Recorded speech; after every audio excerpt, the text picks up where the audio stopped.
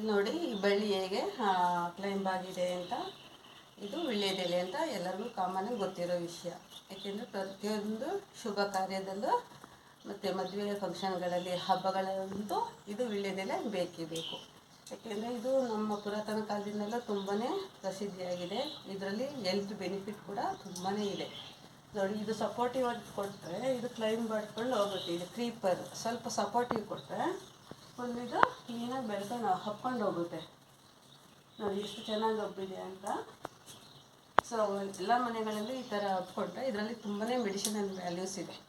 ಇದು ಆ್ಯಂಟಿ ಆಕ್ಸಿಡೆಂಟ್ ಅಂತ ಬಾಡಿನಲ್ಲಿ immunity ಪವರ್ನ create ಮಾಡುತ್ತೆ. ನಾವು ದಿನನಿತ್ಯ ಇದನ್ನು ಊಟ ಆದಮೇಲೆ ಸೇವನೆ ಮಾಡೋದ್ರಿಂದ ನಮಗೆ ಇಮ್ಯುನಿಟಿ ಪವರ್ ಬರುತ್ತೆ. ಸೊ ಇದರಲ್ಲಿ ವಿಟಮಿನ್ ಸಿ ಕೂಡ ಇದೆ. ಅಂದರೆ ನಮ್ಮ ಹೆಲ್ತ್ಗೂ ಹಲ್ಲುಗಳಿಗೂ ಕ್ಯಾಲ್ಸಿಯಂ ಕೊಡುತ್ತೆ. ಸೊ ದಿನನಿತ್ಯ ಇದರ ಸೇವನೆ ಅವಶ್ಯಕವಾಗಿದೆ. ಮತ್ತು ಇಮ್ಯುನಿಟಿ ಪವರ್ನು ಇದು ಜಾಸ್ತಿ ಮಾಡುತ್ತೆ. ಪ್ರತಿಯೊಂದು ಇವನ್ ಏರ್ ಶೈನಿಂಗು ಕೂಡ ಒಳ್ಳೆ ಬೆನಿಫಿಟ್ ಇದೆ. ಇದನ್ನು ದಿನನಿತ್ಯ ಹದ್ದು ಆರೋಗ್ಯವಾಗಿ ಇರ್ಬೋದು. ಸೊ ಇನ್ನೂ ಕೆಲವೊಂದು ಡೈಜೆಸ್ಟಿವ್ ಸಿಸ್ಟಮ್ ಅಂದರೆ ಇಂಟೆಸ್ಟೈನಲ್ ಡಿಸಾರ್ಡರು ಬೇಗನೆ ಡೈಜೆಷನ್ ಮಾಡುತ್ತೆ. ಊಟ ಆದಮೇಲೆ ಇದನ್ನು ತಗೊಂಡ್ರೆ ಬೇಗ ಡೈಜೆಷನ್ ಮಾಡುತ್ತೆ. ಮತ್ತು ಈ ಆಂಟಿ ಫಂಗಲ್ ಏನಾದರೂ ಹುಣ್ಣುಗಳು ಗಾಯಗಳಾಗಿದ್ದರೆ ಅದ್ರ ಮೇಲೆ ಪೇಸ್ಟ್ ಮಾಡಿ ಹಚ್ಚೋದ್ರಿಂದ ಇದು ಕ್ಯೂರ್ ಆಗುತ್ತೆ. ಸೊ ಸುಮಾರು ಬೆನಿಫಿಟ್ ಇದೆ. ಇವಾಗ ನಾವು ಒಂದೊಂದಾಗಿ ಎಲೆಗಳನ್ನ ಕಿತ್ಕೊಂಡು ಇದರ ಒಂದೊಂದು ಮೆಡಿಸಿನಲ್ ವ್ಯಾಲ್ಯೂಸ್ನ ಹೇಳ್ಕೊಂಡು ಹೋಗ್ತೀನಿ. ಸೊ ಈಗ ಒಂದಷ್ಟು ಎಲೆಗಳನ್ನ ನಾವು ಕಿತ್ಕೊಳ್ತಾ ಇದ್ದೀವಿ ನೋಡಿ. ನೆಕ್ಸ್ಟ್ ವೀಡಿಯೋನಲ್ಲಿ ಇದನ್ನು ಹೇಗೆ ಬೆಳೆಸ್ಬೋದು ಅಂತಲೂ ತೋರಿಸ್ಕೊಡ್ತೀನಿ. ಸೊ ಇವಾಗ ಎಲೆಗಳನ್ನ ಕಿತ್ಕೊಂಡು ಇದರ ಯೂಸ್ಗಳನ್ನ ಹೇಳ್ತೀನಿ. ಇಲ್ಲಿ ಕೆಲವೊಂದಷ್ಟು ಎಲೆಗಳನ್ನ ಕಿತ್ಕೊಂಡಿದ್ದೀನಿ. ಬನ್ನಿ ಇವಾಗ ಇದರ ಯೂಸಸ್ನ ನೋಡೋಣ. ಸೊ ಮೊದಲಿಗೆ ಕಾನ್ಸ್ಟಿಪೇಷನ್ ಆಗಿದ್ದರೆ, ಹೊಟ್ಟೆ ಏನಾರು ಕಟ್ಕೊಂಡಿದ್ರೆ ಒಂದು ಲೋಟ ನೀರು ತಗೊಳ್ಳಿ. ನೀರಿಗೆ ಒಂದು ಎಲೆನ ಜಜ್ಕೊಂಡಿದ್ದೀನಿ. ಹೀಗೆ ಜಜ್ಜಿರೋ ಎಲೆನ ಹೀಗೆ ಮಿಕ್ಸ್ ಮಾಡಿ ನೈಟೆಲ್ಲ ಹೀಗೆ ಇಟ್ಟು ಬೆಳಿಗ್ಗೆ ಎದ್ದು ಫಿಲ್ಟ್ರ್ ಮಾಡಿದ್ರೆ ಕಾನ್ಸ್ಟಿಪೇಷನ್ ಎಲ್ಲ ಹೋಗುತ್ತೆ, ಹೊಟ್ಟೆ ಎಲ್ಲ ಕ್ಲಿಯರ್ ಆಗುತ್ತೆ. ನೋಡಿ ಈ ರೀತಿ ಒಂದು ನೈಟ್ ಫುಲ್ ಇರಬೇಕು. ಸೊ ನೆಕ್ಸ್ಟು ಯೂಸಸ್ ಅಂದರೆ, ಈಗ ಕಾಮನ್ನಾಗಿ ಎಲ್ಲ ಕಡೆ ಹರಡಿರೋದು ಶೀತ, ಕೆಮ್ಮು ಅದೆಲ್ಲ ಜಾಸ್ತಿ ಆಗ್ತಿದೆಯಲ್ವ. ಸೊ ಇದು ತುಂಬ ಬಾಡಿನ ಹೀಟ್ ಮಾಡುತ್ತೆ.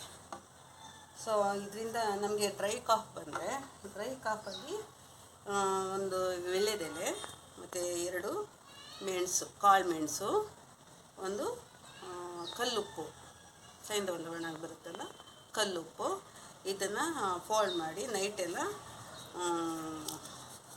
ಬಾಯಿಗೆ ಇಟ್ಕೊಂಡು ಮಲ್ಕೊಂಡ್ರೆ ಡ್ರೈ ಕಾಫು ಫುಲ್ ಕ್ಲಿಯರ್ ಆಗುತ್ತೆ. ದಿನನಿತ್ಯ ಸೇವನೆ ಮಾಡೋದ್ರಿಂದ ಇದು ಡ್ರೈ ಕಾಫೆಲ್ಲ ಕಡಿಮೆ ಆಗುತ್ತೆ.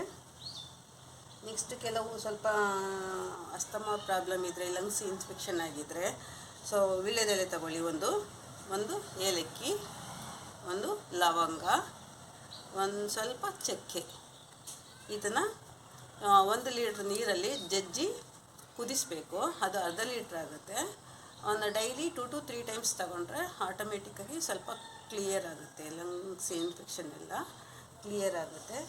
ನೆಕ್ಸ್ಟು ಅದೇ ರೀತಿ ನಮಗೆ ಫಂಗಲ್ ಡಿಸೀಸಸ್ ಆಗಿದ್ದರೆ, ಹುಣ್ಣುಗಳೆಲ್ಲ ಆಗಿದ್ದರೆ, ಈ ಎಲೆನ ಜಜ್ಜಿ ಇದ್ರ ಮೇಲೆ ಹುಣ್ಣು ಮೇಲೆ ಹಾಕ್ಕೊಂಡ್ರೆ ಇದು ಆ್ಯಂಟಿ ಫಂಗಲ್ ಆ್ಯಕ್ಟಿವಿಟೀಸ್ ಇರೋದ್ರಿಂದ ಇದನ್ನೆಲ್ಲ ಆದಷ್ಟು ಕ್ಲಿಯರ್ ಮಾಡುತ್ತೆ, ಗಾಯನೆಲ್ಲ ವಾಸಿ ಮಾಡುತ್ತೆ. ಸೊ ನೆಕ್ಸ್ಟ್ ನಮಗೆ ಡೈಜೆಷನ್ ಪವರ್. ಪ್ರತಿಯೊಂದು ಫಂಕ್ಷನಲ್ಲೂ ನಮಗೆ ಬೀಡ ಎಲ್ಲ ಕೊಡ್ತಾರಲ್ಲ, ಸೊ ಅದೇ ಡೈಜೆಷನ್ ಆಗಲಿ ಅಂತಲೇ ಕೊಡೋದು. ಸೊ ಎಲೆಗೆ ಒಂದು ಅಡಿಕೆ, ಸುಣ್ಣ ಮತ್ತು ಗುಲ್ಕರ್ಣೆ ಇದು ಹಾಕ್ಕೊಂಡು ನಮ್ಗೆ ಊಟ ಜಾಸ್ತಿ ಏನಾರಾಗಿದ್ದರೆ ಸೊ ಇದನ್ನು ತಾಂಬೂಲ ಥರ ಯೂಸ್ ಮಾಡಿ ನಾವು ತಿಂದರೆ ಡೈಜೆಷನ್ಗೂ ಒಳ್ಳೆಯದು ಮತ್ತು ಕ್ಲಿಯರಾಗಿ ಎಲ್ಲ ಡೈಜೆಷನ್ ಮಾಡುತ್ತೆ. ನೋಡಿ ಜಸ್ಟೆಲ್ಲ ಮೆಡಿಸಿನಲ್ ವ್ಯಾಲ್ಯೂಸ್ ಇದೆ ಅಲ್ವ ವೀಳ್ಯದೆಲೆದಲ್ಲಿ. ಸೊ ಅದರಿಂದ ವೀಳ್ಯದೆಲೆನ ಬೆಳೆಸ್ಕೊಂಡು ನಾವು ತಿಂದ್ಕೊಂಡು ಆರೋಗ್ಯವಾಗಿರೋಣ.